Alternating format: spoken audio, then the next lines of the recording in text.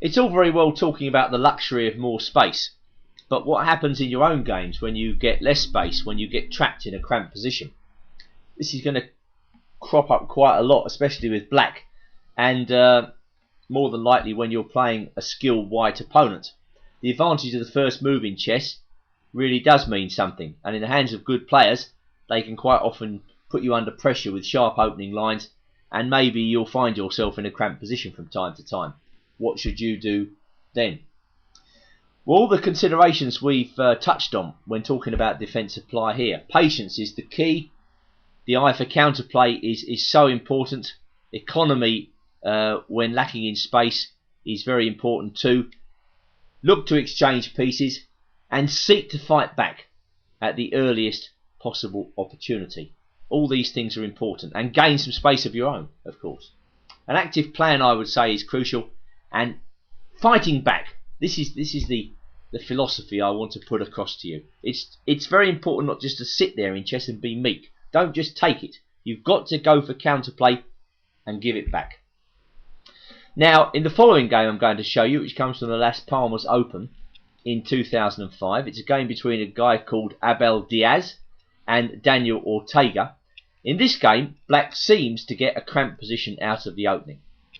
Okay, this is the Sicilian defence, and black plays the Taimanov variation, knight c6, named after the famous Russian grandmaster Mark Taimanov.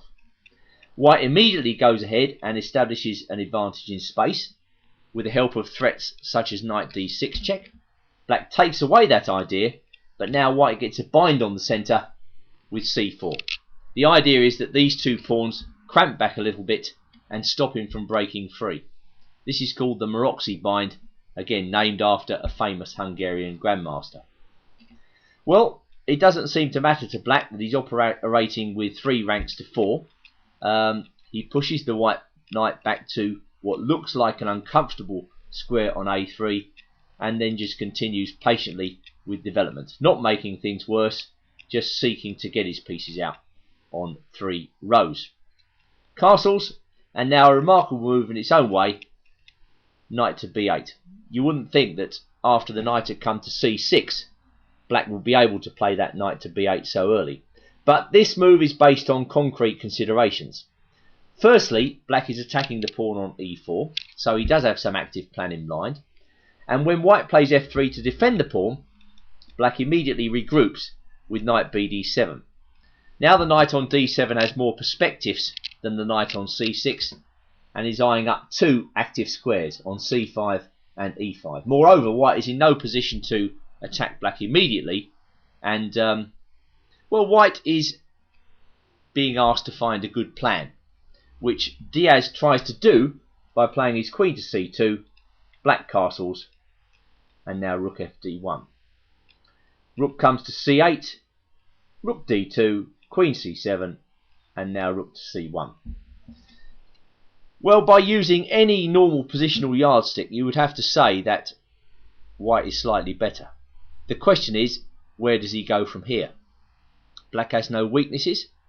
He's quite happy in 3 rows. The pieces have just enough room to manoeuvre. And importantly, black has an active plan. Black has the choice of no less than 3 active plans in this position.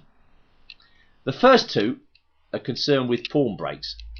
In order to free himself in a position like this, black would very much like to be able to play either b5 or d5 at the right moment. But Ortega shows us a third string to black's bow in this game, and one which makes the black position very interesting and attractive indeed. Black, believe it or not, can think about outright kingside attack in this position. However unlikely this may seem, I ask you to cast your eye over the remaining moves and see what you think. Again, black seems to be doing nothing. He plays queen b8. Importantly, black is making his position highly secure. He's not making things worse. White plays queen to d1. He can't quite think of what to do. But anyway, for the time being, white is nailing this bishop to the spot. Black plays king h8. This seems like a nothing move, which white answers in kind with rook king h1. But now comes the interesting move, rook g8. And it turns out that in the midst of what seems like a passive position, black is actually getting ready for g5. And now we see the deep point having forced f3 all those moves ago. The move g5 and then g4 gets to grips with white's pawn structure, forces a pawn lever, enables black to open the game, and then with good timing, hopefully, black can launch a winning kingside attack. Very important in this position that we've got white pieces here sitting on the queen side doing nothing, just watching the show. What do? Well, the onus is very much on white to find a counter to this plan. Diaz tries knight c2, black just goes straight through with g5, and now white plays knight a4. It seems as though white has counterplay by attacking b6. This doesn't seem to bother black at all, and he goes straight through with g4, after which white tries to move in for the kill with bishop f4. He thinks he sees a weakness on d6. Black takes on f3 and plays another remarkable move here, queen a8. I think black is thinking about sacrificing a piece on e4.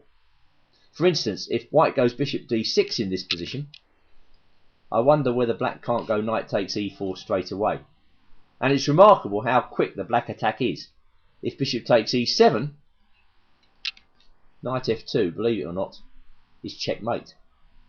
Going back to bishop d6, knight takes e4. If f takes e4,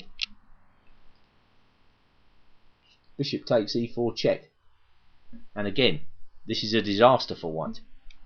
So going back to queen a8, the sack on e4 is very real, and this is why white plays knight e1. He's covering the f3 square one more time.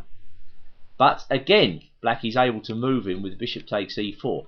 Who would believe that black would be able to launch such an active, aggressive scheme from what looked like a very cramped position? It really is quite a remarkable turnaround. Well, white played bishop takes d6. Of course, he can't take on e4 there because his bishop on f4 would hang. Black trades on d6, and now black brings his bishop back to c6. Having weakened the white central position, black moves back, hits the knight on a4, and prepares knight e5. White brings his knight back to the defence, and now a very standard idea by black, just bringing the last piece, the last passive piece, into the attack, rook cg8. So now the threat to white's king is very real indeed. Knight comes to f4, hoping to prepare to put the knight to defensive duty.